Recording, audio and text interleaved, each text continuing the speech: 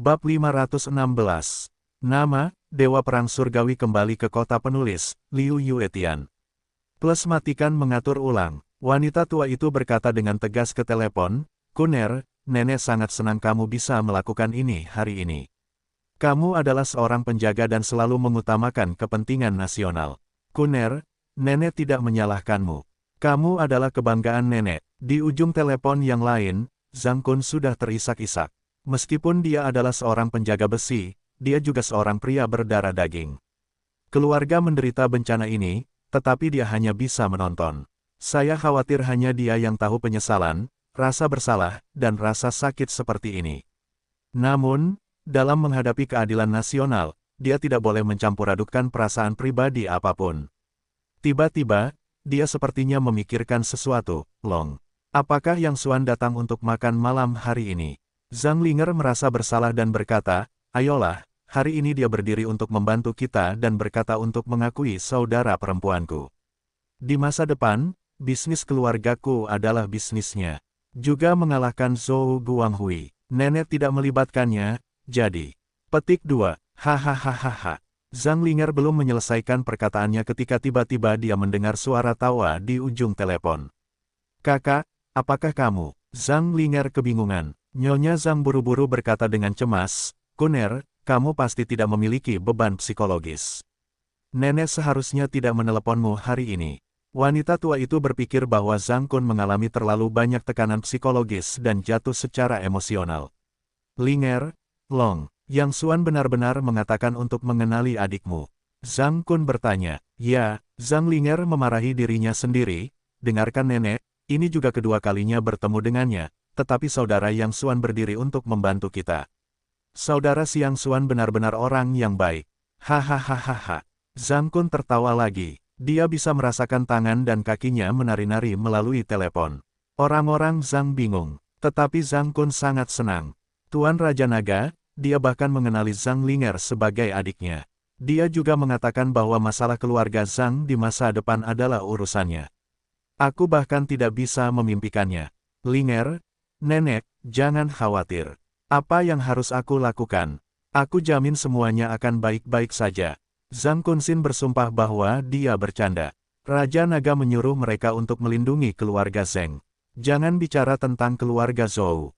Bahkan kamar dagang Runbang, di hadapan Raja Naga, hanyalah debu kecil. Baiklah, aku harus terus menjalankan tugas. Jangan pikirkan apapun. Tenang saja. Aku jamin semuanya akan baik-baik saja. Setelah Zhang Kun selesai berbicara, dia menutup telepon. Keluarga Zhou menjadi bingung. Apakah Tuan Zhang Kun punya cara untuk membantu kita menyelesaikan masalah? Pengurus rumah tangga itu bertanya-tanya, Tuan Zhang Kun tidak pernah banyak bicara. Nyonya Tua Zhang menghela napas, Kuner mengatakan ini dengan sengaja. Kurasa dia tidak ingin kita mengkhawatirkannya. Sayangnya, Kuner punya hati. Villa keluarga Zhou. Ayah harus memutuskan untukku. Aku tidak pernah diperlakukan seperti ini saat aku sudah setua ini. Aduh, lenganku tidak berguna. Sakit. Zhang Kun menangis dengan getir dan menceritakan kisahnya lagi. Pop, Zhou Guolong melempar cangkir teh ke tanah. Sungguh tidak masuk akal. Di perbatasan Yunnan Selatan, beraninya seseorang menggertak keluarga Zhouku. Anakku, aku sendiri tidak tega menggerakkan jari. Sekarang aku telah dihapuskan. Jika aku tidak membalas ini, aku Zhou Guolong bersumpah untuk tidak menjadi laki-laki. Seseorang, kirimkan perintah tuanku. Suruh naga hitam itu kembali segera. Aku akan menyekop sendiri rumah Zhang. Mendengar Zhou Guolong mengucapkan kata-kata ini, beberapa orang di dekatnya gemetar. Kali ini, tampaknya Zhou Guolong benar-benar marah. Bahkan naga hitam itu harus dipanggil kembali. Naga hitam tidak terlalu terkenal di dunia persilatan Yunnan Selatan. Bukan karena dia lemah, melainkan karena dia sangat kuat. Cukup kuat untuk mengabaikan siapapun. Dia juga merupakan kartu truf keluarga Zhou. Dia biasanya tidak digunakan sampai benar-benar diperlukan. Selain itu, ada banyak ahli di bawah komando keluarga Zhou, dan ada dukungan kuat dari kamar dagang Runbang di belakang mereka. Tidak perlu menggunakan naga hitam jika terjadi masalah. Dan ada alasan yang lebih penting. Keluarga Zhou jarang menggunakan naga hitam karena naga hitam itu ganas dan kejam. Dia adalah binatang buas yang haus darah. Setiap kali dia muncul, akan ada sungai darah. Begitu naga hitam menjadi gila, bahkan Zhou Guolong tidak dapat menghentikannya. Jadi untuk membuatnya tidak terlalu merepotkan, Zhou Guolong biasanya mencoba menahan naga hitam itu. Sebagai upaya terakhir, dia tidak boleh menggunakan binatang buas itu dengan mudah. Kali ini, Zhou Guolong langsung memerintahkan penarikan kembali naga hitam, yang cukup untuk menunjukkan bahwa dia sangat marah. Zhou Guanghui tampak bersemangat, karena bahkan naga hitam telah digunakan, tampaknya Zhang Jia benar-benar tamat kali ini. Tuan, tunggu sebentar. Pada saat ini, pengurus rumah tangga tiba-tiba membujuk, Kamar Dagang Runbang telah mengeluarkan perintah yang ketat. Tidak seorang pun dapat menimbulkan masalah sebelum upacara besok berakhir. Meskipun mudah untuk menghancurkan Zhang Jia, kami tidak takut pada 10.000 untuk berjaga-jaga. Jika ada masalah saat ini, kami tidak dapat menyalahkannya. Mulut Zhou Guolong sedikit berkedut sejenak. Kamar Dagang Runbang memang telah mengeluarkan perintah yang begitu ketat. Sebelum upacara besar, dilarang keras untuk membuat masalah di bawah departemen langsung atau bawahan manapun. Baiklah, saya akan menyimpan catatan ini dan menghitungnya perlahan-lahan setelah siang besok. Meskipun Zhou Guolong marah, dia tidak berani melanggar maksud Kamar Dagang Runbang. Ayah, bisnis Zhang dapat dihitung besok, tetapi saya tidak tahan dengan anjing yang memukuli saya sedetik pun. Ketika Zhou Guanghui memikirkan apa yang baru saja terjadi, giginya gatal. Dia berharap dapat menangkap bocah itu dan memotongnya ribuan kali. Dua, tiga. Zhou Guolong ingat bahwa setiap kali Zhou Guanghui keluar, dia akan membawa 3 orang di dekatnya. Dia juga memukulinya. Zhou Guanghui menangis, meskipun mereka bertiga masih hidup, dokter mengatakan mereka mungkin harus berbaring di tempat tidur selama sisa hidup mereka. Apa, mereka bertiga bukan saingan? Zhou Guolong sedikit terkejut. Meskipun kekuatan ketiga bersaudara itu jauh lebih rendah daripada naga hitam, mereka jelas merupakan ahli tingkat atas. Zhou Guolong lah yang membayar banyak uang untuk bertanggung jawab atas keselamatan Zhou Guanghui. Namun, tanpa diduga, ketiga bersaudara itu juga terlibat. Sepertinya pria ini sedikit menarik. Bibir Zhou Guolong memancarkan radian yang menyeramkan, hanya saja dia kurang beruntung telah memprovokasi keluarga Zhouku. Segera periksa untukku, dari mana asal pria itu? Tak lama kemudian, pengurus rumah tangga menemukan informasinya. Beritahu pemiliknya bahwa nama pria itu adalah Yang Xuan. Dia adalah pengemudi kecil dari teknologi Guoshan. Yang Xuan, teknologi Guoshan. Zhou Guolong mempermainkan rasanya, kebetulan, bukankah ini anak laki-laki yang mengirim pasta jahat hitam oleh Kamar Dagang Runbang? Aku hanya mencarinya. Aku tidak menyangka dia akan mengenai moncong senjata. Serahkan perintahku dan segera beri peringatan kepada teknologi Guoshan. Beritahu mereka bahwa mereka yang saling kenal akan segera menyerahkannya. Kalau tidak, besok siang, bunuh Zhang dulu, baru bunuh Guoshan. Ya, ketika menerima peringatan dari keluarga Zhou, Jiang Qing tampak sangat tenang. Seolah tidak ada apa-apa, biarkan semua orang melakukan apa yang seharusnya mereka lakukan. Qin Feng tidak mengerti. Presiden Jiang, mengapa Anda begitu tenang? Liuer dalam bahaya kali ini. Jiang Qing menghela napas panjang, saya mati rasa. Di mata Jiang Qing, Yang Xuan adalah masalah kehalusan. Selama Anda keluar, Anda akan mendapat masalah, dan masalahnya semakin besar setiap saat. Hal yang paling merepotkan adalah keluarga ini juga sangat selektif dalam memilih waktu. Setiap bencana pasti menjadi yang paling penting. Waktu mulai pos Heisha adalah setelah tengah hari besok. Saya khawatir orang ini memiliki terlalu banyak urusan untuk dikhawatirkan. Dia keluar dan memprovokasi Buddha raksasa dari keluarga Zhou. Yang Xuanyo kembali dari berenang. Kali ini, Jiang Qing tidak memarahinya, tetapi dengan tenang memanggilnya ke kantor. Teh atau kopi? Jiang Qingrou bertanya. Hanya air putih. Yang Xuan merasa sedikit tidak nyaman dengan sikap lembut Jiang Qing. Biasanya, Jiang Qing selalu mengerutkan kening padanya. Apakah kamu butuh piring buah lagi? Tidak apa-apa. Aku akan memotongnya sendiri untukmu. Kamu duduk di sini dan beristirahatlah. Jika kamu bosan, tonton saja TV. Jiang Qing dengan antusias membantu Yang Xuan menyalakan TV, lalu pergi menyiapkan nampan buah. Tak lama kemudian, hidangan buah yang lezat disajikan. Cobalah bersama, semuanya segar. Jiang Qing tersenyum lembut. Sungguh tidak, semakin antusias Jiang Qing, semakin Yang Xuan merasa ngeri. Tidak apa-apa, aku sudah bekerja keras untuk waktu yang lama. Cobalah saja. Oh, apakah menurutmu itu merepotkan? Tidak apa-apa, aku akan menyuapimu sendiri. Jiang Qing menusuk sepotong kecil jeruk dengan tusuk gigi dan mengirimkannya ke mulut Yang Xuan. Yang Xuan tidak tahan. Bibi, kamu punya sesuatu untuk dikatakan. Jangan menyiksa orang seperti ini. Hatiku digantung olehmu. Oh, hatimu akan tergantung. Jiang Qing meletakkan jeruk itu dan melihat Yang Xuan bermain. Kupikir kau melompat keluar dari celah batu. Kau mengalahkan Sang Buddha. Kau tidak takut pada langit atau bumi. Sampai sekarang, perusahaan itu semakin membuat masalah. Perusahaan itu memukuli Wang Hong dan menyinggung kamar dagang Runbang. Sekarang perusahaan itu telah memprovokasi keluarga Zhou. Yang Xuan, jangan memasangnya untukku. Cepat tunjukkan bentuk aslinya, biarkan aku melihatnya. Kau telah berlatih selama puluhan ribu tahun. Yang Xuan berkata sambil tersenyum pahit, aku tidak mau. Setiap kali mereka menggangguku lebih dulu. Jangan marah. Aku janji semuanya akan baik-baik saja. Kau janji? Janji apa? Meskipun nada bicara Jiang Qing tenang, ada hawa dingin yang menusuk tulang. Apakah suaramu seperti King Kong? Atau apakah kamu memiliki 3 kepala dan 6 lengan? Atau apakah kamu pikir kamu adalah rubah dengan 9 nyawa? Yang Xuan, aku mohon padamu, oke. Bisakah kamu berhenti dan jangan membuat masalah lagi untukku, oke. Yang Xuan menggaruk kepalanya karena malu dan merasa kasihan pada Jiang Qing. Meskipun nada bicara Jiang Qing tidak bersahabat, Yang Xuan dapat melihat bahwa Jiang Qing mengkhawatirkan dirinya sendiri dari lubuk hatinya. Presiden Jiang, apa yang aku katakan itu benar. Aku bersumpah demi Tuhan, aku benar-benar dapat menjamin bahwa tidak akan terjadi apa-apa. Aku tidak ingin mendengar itu. Jiang Qing menarik napas dalam-dalam. Tidak ada gunanya mengatakan ini sekarang. Aku hanya ingin kamu berjanji padaku satu hal. Mulai sekarang, kamu tidak akan pernah keluar dari perusahaan lagi, kan? Bahkan jika kamu tidak berpikir untuk dirimu sendiri, kamu juga harus mempertimbangkan perasaan orang lain. Saudara-saudaramu, Qin Feng dan Xiao Douya, Presiden Li, dan aku, apakah kamu tahu betapa khawatirnya kami terhadapmu setiap kali kamu membuat bencana? Apakah kamu tidak tahu aku tidak tidur selama beberapa malam?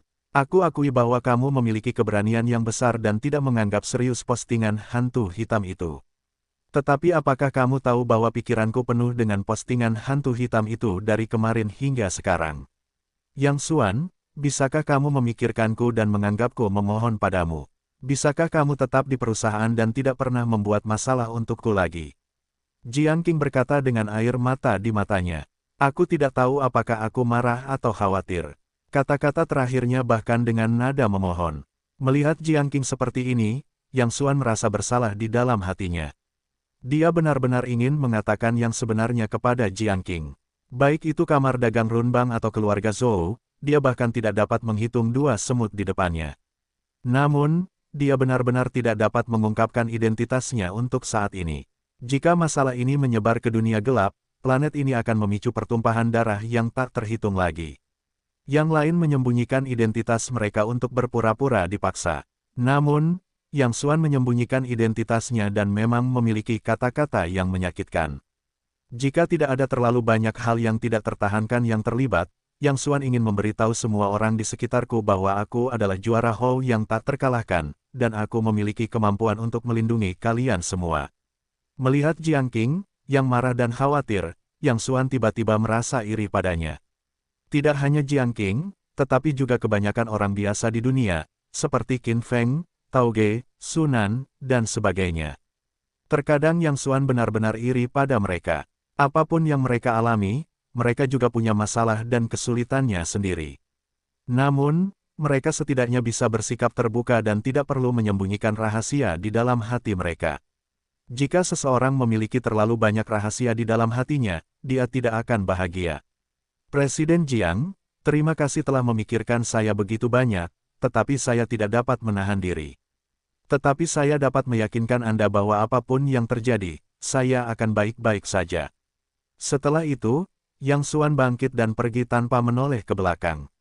Pergi, pergi. Mulai hari ini, saya tidak akan peduli lagi dengan Anda. Jiang Qing memberikan minuman ringan ke punggung Yang Xuan, lalu berbaring di sandaran tangan sofa dan terisak-isak. Itu bukan kemarahan dan kesedihan melainkan kekhawatiran. Besok setelah tengah hari, pos Heisha akan resmi dimulai. Dan ada satu hal lagi yang tidak diberitahukan Jiang Qing kepada Yang Xuan atau siapapun. Hari ini, dia menerima pemberitahuan dari penjaga yang bertugas bahwa latihan akan resmi berakhir pada siang hari besok.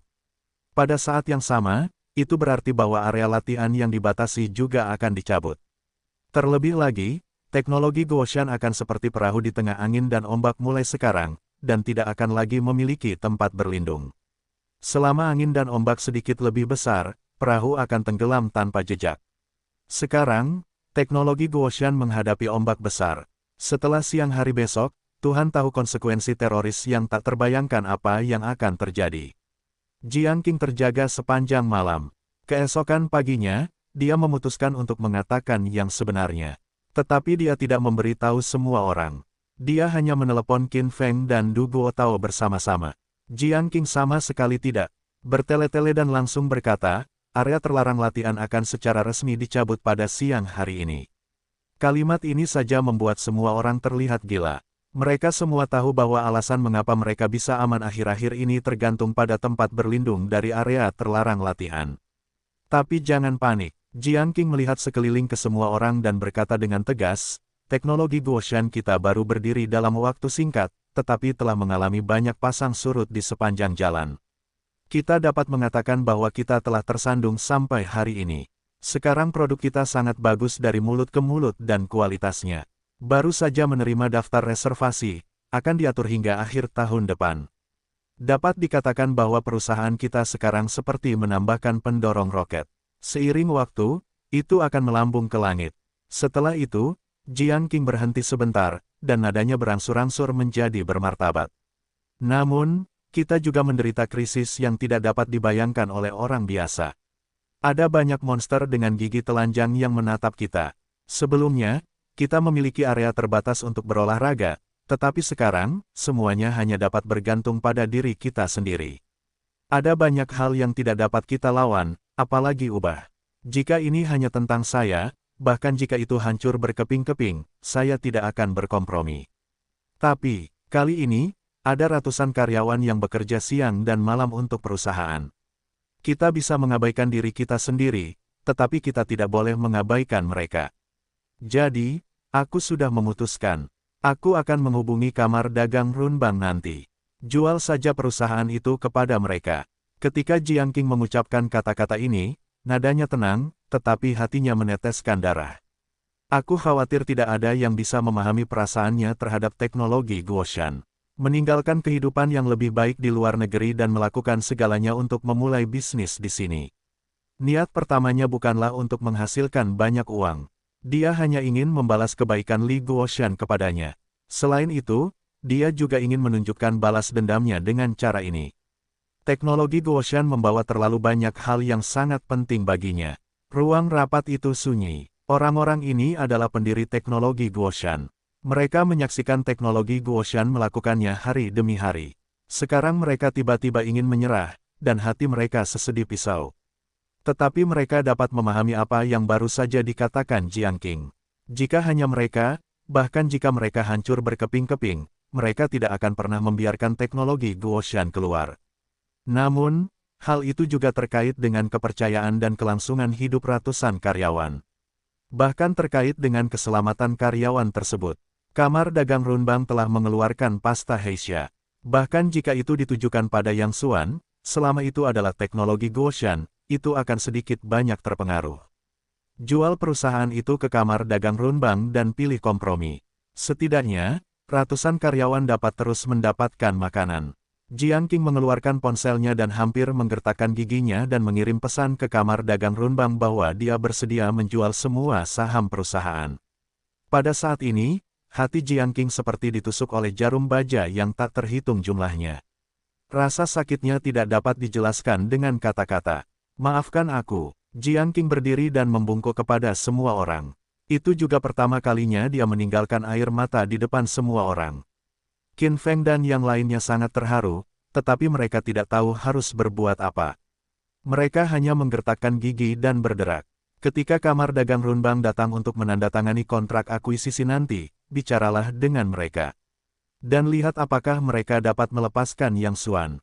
Setidaknya, berikan Yang Xuan kehidupan. Jika perusahaan dijual ke kamar dagang Runbang, setidaknya mereka akan aman. Tetapi surat perintah Heisha telah dikeluarkan, dan Yang Xuan masih tidak dapat bersembunyi.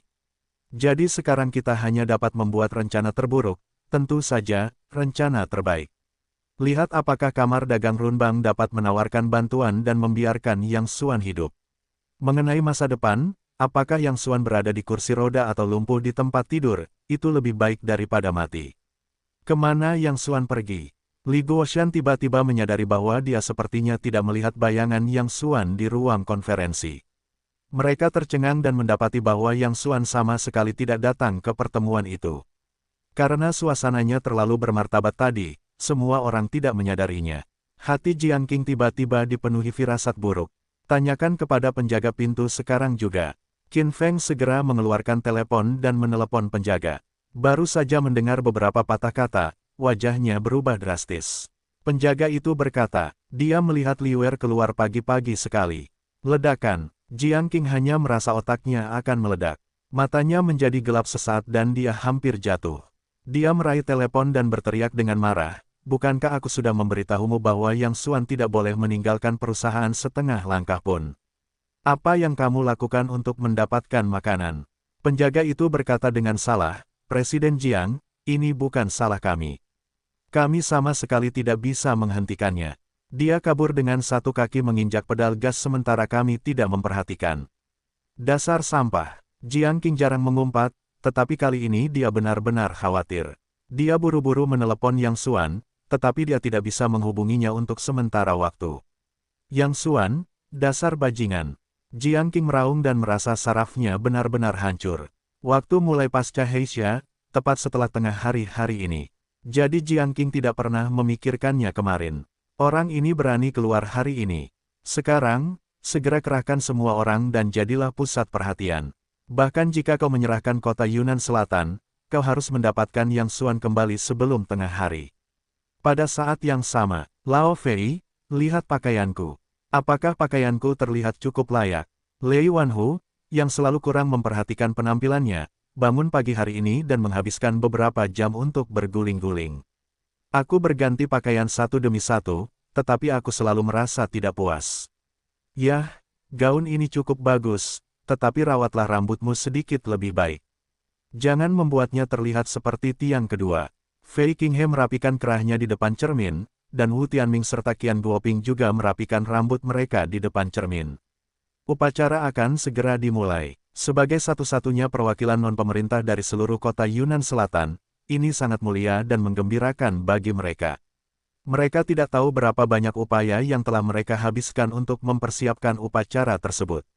Fei Qinghe berkata, pada upacara besar, cobalah untuk tutup mulut dan jangan berbicara dengan tidak teratur. Terutama harimau, kau harus menahan amarahmu. Jangan kira kau masih di luar. Siapapun yang bisa menghadiri upacara hari ini setidaknya harus menjadi orang besar di atas sekolah perang bintang 4. Pada saat itu, semua orang harus memiliki penglihatan yang lebih baik dan mencoba untuk mengumpulkan kontak sebanyak mungkin. Tentu saja, poin utamanya adalah marsekal besar Kirin. Semua orang harus mengawasinya. Begitu ada lowongan, segera tempelkan. Bahkan jika kita tidak dapat meninggalkan informasi kontak kita, bahkan jika itu hanya foto, siapa yang berani tidak menjual wajah kita di masa depan? Selain itu, sekolah perang dan perwira perang di tingkat umum harus tahu sebanyak mungkin. Asalkan hari ini sudah lewat tengah hari, hehe, bahkan Li Tianyuannya harus sopan ketika berbicara dengan kita. Beberapa orang sedang berbicara. Seorang anggota staf tiba-tiba masuk dengan wajah merah. Tuan Fei, kabar baik. Sambil berbicara, dia menyerahkan piring datar kepada Sungai Fei Qing. Di tablet itu ada pesan dari Jiang Qing. Fei Qinghe tertawa setelah membacanya. Hari ini, kami memiliki kebahagiaan ganda. Guoshan Teknologi akhirnya melepaskannya dan berjanji untuk menjual semua saham perusahaan kepada kami dan membiarkan kami menandatangani kontrak pembelian pada sore hari. Kamar dagang Runbang sudah lama ingin menelan daging berlemak teknologi Guoshan. Dan bagi mereka, teknologi Guoshan bukan hanya daging berlemak besar, tetapi juga memiliki banyak musuh di antara mereka. Jika bukan karena perlindungan area terlarang latihan di sana, itu akan berada di kantong mereka. Wu Tianming mencibir, sekarang kamu tahu harus berkata apa. Mengapa kamu pergi lebih awal? Dan aku juga tahu alasannya. Area terlarang latihan akan secara resmi dicabut setelah tengah hari ini. Tanpa perlindungan area terlarang latihan, orang-orang itu adalah sekelompok semut. Suka atau tidak, teknologi Guoshan harus menjadi milik kita setelah tengah hari. Fei Qinghe melihat pesan di tablet dan bermain-main dengan rasanya. Mereka juga memohon kepada kami bahwa karena mereka telah setuju untuk menjual perusahaan kepada kami, mereka bertanya kepada kami apakah kami dapat menawarkan bantuan dan mengampuni pengemudi kecil Yang Xuan. Hahaha, Thunder Tiger tertawa, saya pikir orang-orang ini telah minum obat yang salah. Pada saat ini, mereka masih membuat kesepakatan dengan kami. Ketika pasta roh jahat hitam kami sedang bermain. Lao Fei, balaslah mereka dan katakan bahwa kami akan datang untuk menandatangani kontrak sore ini.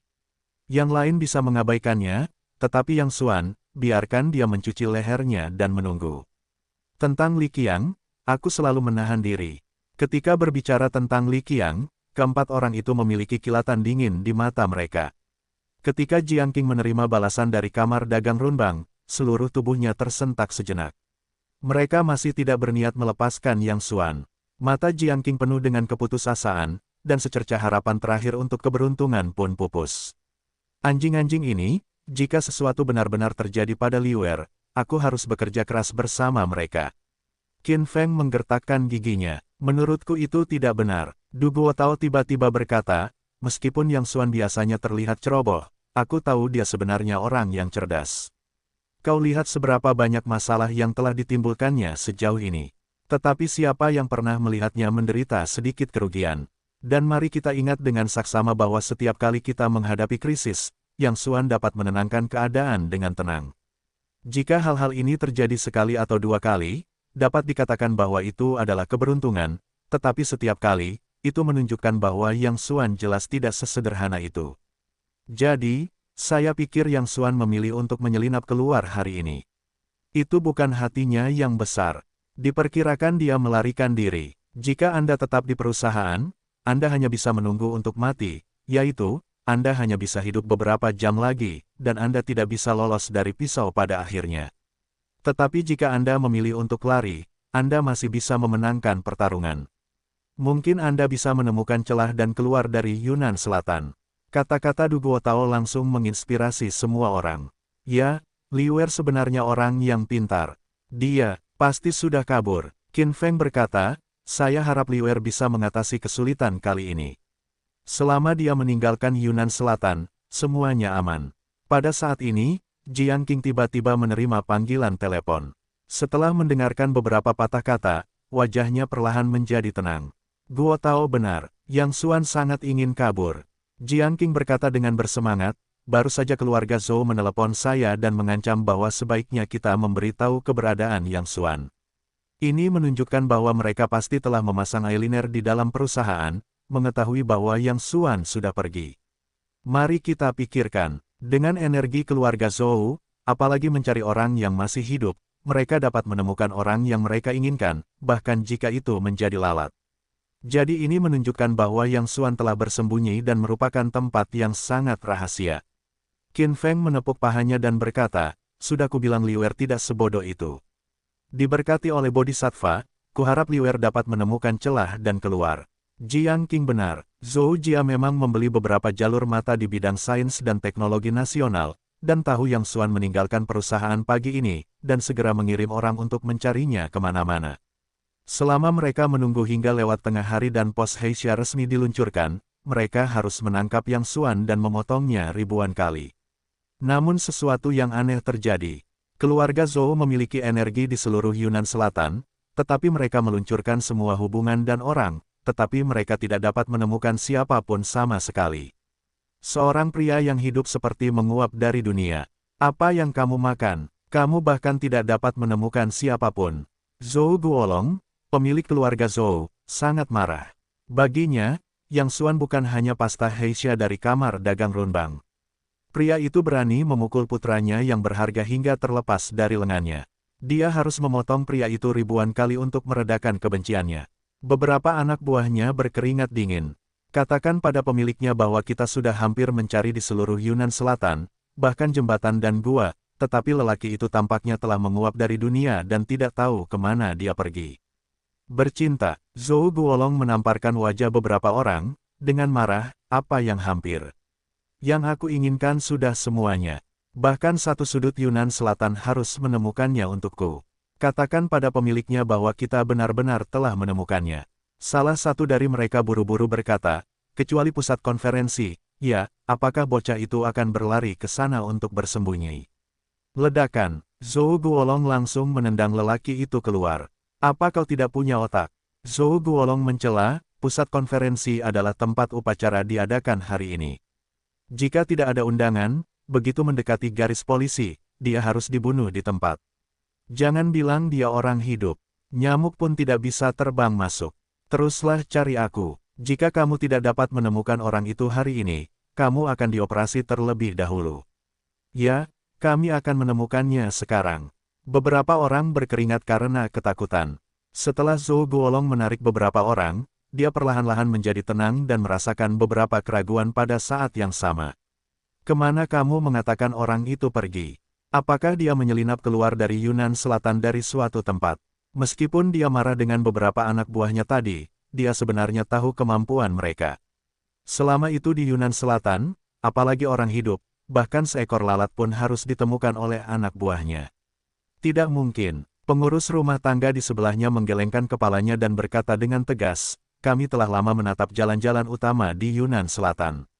Meskipun jalannya kecil, jalan itu juga tertutupi oleh eyeliner kita. Dan bukan hanya kita yang ingin menemukan orang itu, tetapi kamar dagang Runbang mengiriminya pesan hantu hitam. Seluruh pasukan bawah tanah Jianghu di Yunan Selatan sedang mencari orang itu, tetapi saya baru saja menanyakannya. Mereka juga bingung dan tidak tahu kemana orang itu pergi. Aneh, Zhou Guolong sedikit mengernyit. Tidak bisakah orang itu mengenakan sayapnya dan terbang? Tentu saja Yang Xuan tidak memiliki sayap. Meskipun tidak sulit baginya untuk meninggalkan Yunan Selatan dengan tenang tanpa mata semua orang. Belum lagi gerombolan ini, pada masa itu, ratusan agen paling elit dari lebih dari selusin negara, dengan peralatan berteknologi tinggi paling canggih termasuk UAV, detektor radar, dan detektor inframerah, memasang jerat untuk Yang Xuanbu. Namun pada akhirnya, Yang Xuan lolos dari mereka. Namun Yang Xuan sama sekali tidak perlu meninggalkan Yunan Selatan. Baik itu keluarga Zhou maupun kamar dagang Runbang, di matanya, dia benar-benar hanya beberapa semut kecil yang rendah hati. Saat ini, dia berada di ruang tunggu pusat konferensi, mengeluh kepada sekelompok jenderal, mengapa saya harus mengenakan pakaian Raja Naga. Saya bisa mengenakan kaos oblong. Pakaiannya tebal dan berat, sulit untuk dikenakan pada saya. Ayah tidak tahu siapa yang mendesain pakaian Wang Jue dan Raja Naga. Meskipun sangat indah, Yang Xuan, yang terbiasa dengan pakaian sederhana, berpikir bahwa pakaian ini tidak ada gunanya selain terlihat bagus. Bahkan proses berpakaiannya pun membutuhkan bantuan beberapa orang, dan akan memakan waktu lebih dari 10 menit untuk menyelesaikannya. Saya tidak tahu bahan apa itu. Rasanya tebal dan berat bagi saya. Yang Xuan mengeluh, saya harus mengenakan ini. Jika saya mengenakan kaos, saya bukan Raja Naga. Tidak bisakah saya memberikan medali? Beberapa pejabat perang di sebelahnya sangat malu dan hanya menjelaskan sambil tersenyum, Tuan Raja Naga, mohon maafkan saya. Ini adalah peraturan di atas, dan untuk acara penting ini, lebih formal dan khidmat untuk dikenakan. Di ruang ganti lain, Lu Fengshen telah berganti menjadi jubah tempur khusus Marsekal Ungu. Sekarang dia berdiri di depan cermin, sangat bersemangat. Bukan hanya karena hari ini adalah hari dia menganugerahkan gelar Marsekal Agung, tetapi karena orang yang menganugerahkannya hari ini adalah nama yang paling dihormati dalam hidupnya. Junho, aku tidak mengecewakanmu. Mata Lu Fengshen memerah. Di dalam hatinya, tidak ada raja, baron, dan Raja Naga sama sekali. Yang ada hanya juara yang unik di dalam hatinya. Sejak dia meninggalkan pasukan Xuanzi dan kembali ke rumah, sebenarnya, kekayaan yang disimpan oleh Lu Fengshen sudah cukup baginya untuk menghabiskan hidupnya dengan sia-sia. Faktanya, dia sudah menghisap asap dan darah di medan perang. Dia dapat sepenuhnya memilih untuk bersembunyi di dunia dan menjalani identitas yang riang dan bahagia. Namun, dia tidak dapat melakukan itu. Meskipun dia tidak berada di pasukan Swansea, dia tidak akan pernah bisa mempermalukan Junho. Dari bawah, mengandalkan kemauan dan kemampuan bertarung mereka yang luar biasa, mereka telah berjalan sampai hari ini dengan kecepatan sekelas roket. Menjadi marsekal termuda dalam sejarah Longxia. Dia hanya ingin Junho tahu bahwa dia tidak mempermalukan Swansea Jun. Dia pernah berpikir bahwa Yang Xuan tidak akan pernah melihatnya lagi dalam hidupnya. Aula itu penuh dengan kursi. Selain beberapa tokoh penting dari Departemen Perang setempat di Yunnan Selatan, ada juga perwakilan dari semua departemen perang di seluruh negeri. Jumlahnya tidak banyak, dan diperkirakan semua orang berjumlah 100. Namun, salah satu dari mereka di sini pastilah seorang kelas berat yang dapat membuat bumi naik turun. Keempat eksekutif senior Kamar Dagang Runbang duduk di baris terakhir, sudut yang paling tidak mencolok. Ini menunjukkan bahwa identitas mereka tidak diragukan lagi yang terendah di sini. Namun alih-alih merasa tidak puas, mereka begitu gembira sehingga mereka mengira itu adalah momen paling gemilang dalam hidup mereka. Wajar saja jika merasa rendah diri di hadapan ratusan orang. Tidak ada yang perlu dipermalukan. Orang-orang yang duduk di sini hanya perlu menjentikkan jari mereka saat mengambil satu secara acak, sehingga mereka dapat menyapu bersih Kamar Dagang Runbang. Namun, sebagai satu-satunya delegasi non-pemerintah di Tiongkok, kehormatan ini cukup untuk membuat iri seumur hidup. Lao Fei, tampaknya rencana kita gagal. Orang-orang tidak mengizinkan kita bergerak atau berbicara sama sekali. Apa yang harus kita lakukan? Lei Wanhu bertanya dengan suara keras. Ketika mereka memasuki arena tadi, mereka diberitahu bahwa mereka hanya dapat duduk di posisi semula dan tidak dapat berjalan-jalan, apalagi mendekati perwira perang manapun. Bahkan posisi mereka berempat diatur di sudut baris terakhir. Bahkan perwira perang terdekat pun terpisah lebih dari 10 meter. Dengan cara ini, mereka menginginkan lebih banyak informasi kontak di upacara tersebut, dan rencana mereka untuk meningkatkan hubungan telah gagal. Tidak peduli seberapa banyak, bahkan jika kita tidak dapat meningkatkan hubungan kali ini, itu sepadan bagi kita. Fei Qinghe menjawab, pikirkanlah, kita adalah satu-satunya delegasi non-pemerintah di Tiongkok yang berpartisipasi dalam upacara ini. Hanya menentang lingkaran cahaya ini, siapa yang tidak berani menjual muka kita setelah keluar? Lagi pula, apa yang terjadi di sini, dan mereka tidak tahu di luar. Mereka pikir kita mengenal banyak orang di sini hari ini. Tidak masalah apakah kita telah meningkatkan hubungan hari ini. Yang penting adalah orang-orang di luar berpikir kita telah meningkatkan hubungan. Ini yang paling penting. Fei Qinghe memang yang paling banyak akal dari keempatnya. Apa yang dia katakan benar. Tidak masalah apakah dia datang untuk menghadiri upacara hari ini. Yang penting adalah orang lain akan berpikir bahwa mereka telah bertemu banyak orang besar di sini. Itu sudah cukup. Pada saat itu, mereka akan berbicara ambigu di luar dan meledakkan beberapa Mavericks. Siapa yang berani menentang mereka? Haha, pikiran Lao Fei mudah digunakan. Mengapa aku tidak memikirkannya? Lei Wanhu tertawa. Pada saat ini, ponsel Wu Tianming tiba-tiba masuk dalam sebuah pesan. Zhou Guolong bertanya kepada kami apakah kami tahu keberadaan bocah Yang Xuan. Ia berkata mereka mencari di seluruh Yunnan Selatan dan tidak menemukan bocah itu. Ia bertanya kepada kami apakah kami melihat bocah itu di pertemuan itu. Wu Tianming melihat ke layar dan berkata, bukankah ini omong kosong? Ada air di otak Zhou Guolong. Qian Guoping mengejek, saya tidak pandai melakukan sesuatu sendiri. Saya masih mencari alasan di sana. Bahkan jika Anda mencari alasan, Anda harus menemukan seseorang yang lebih dapat diandalkan. Bagaimana Yang Xuan bisa ada di sini? Fei Qinghe sedikit mengernyit dan berkata, tapi aku merasakan sesuatu yang aneh tentangnya. Pos Heisha kita sudah dikeluarkan. Seluruh pasukan bawah tanah di Yunnan Selatan sedang mencari Yang Xuan. Masuk akal untuk mengatakan bahwa dia tidak dapat melarikan diri bahkan jika dia menjadi seekor lalat. Bagaimana dia bisa menghilang tanpa alasan? Wu Tianming berkata dengan lemah, sepertinya anak itu benar-benar memiliki beberapa keterampilan, tetapi kelompok Zhou Guolong terlalu tidak berguna. Setelah upacara, kita akan menemukannya secara langsung. Lei Wanhu menggertakkan giginya dan berkata, jika aku menemukan anak itu, aku harus memotongnya ribuan kali. Tidak hanya anak itu, tetapi juga seluruh teknologi Guoshan, aku harus memakan sepanci. Pada saat itu, jaga Li Guoshan di pintu seperti anjing. Adapun Jiang Qing, hei, hanya janji kecilmu. Wu Tianming meremehkan, setelah kita keluar dari sini sebentar, kamar dagang Runbang kita akan berbeda dari sebelumnya. Bahkan jika dia adalah Li Tianyuan, dia harus memberi kita sedikit muka, belum lagi Yunan Selatan.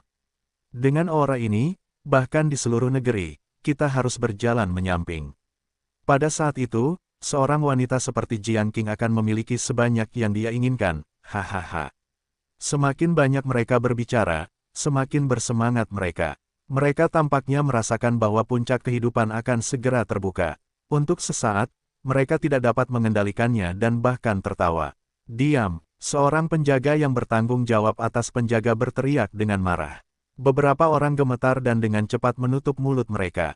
Dada, pada saat ini, tiba-tiba terdengar suara langkah kaki yang megah dan seragam di luar pintu. Dua baris penjaga elit yang diperlengkapi dengan baik berlari masuk dan berbaris rapi di kedua sisi karpet merah. Datang, semua orang di antara hadirin bersemangat dan upacara pemberian segel akhirnya akan segera dimulai. Marsekal Kirin, tolong, seseorang berteriak. Dengan suara ini, Lu Fengshen, mengenakan jubah marsekal ungu yang cantik, berjalan masuk dari luar dengan kepala terangkat tinggi.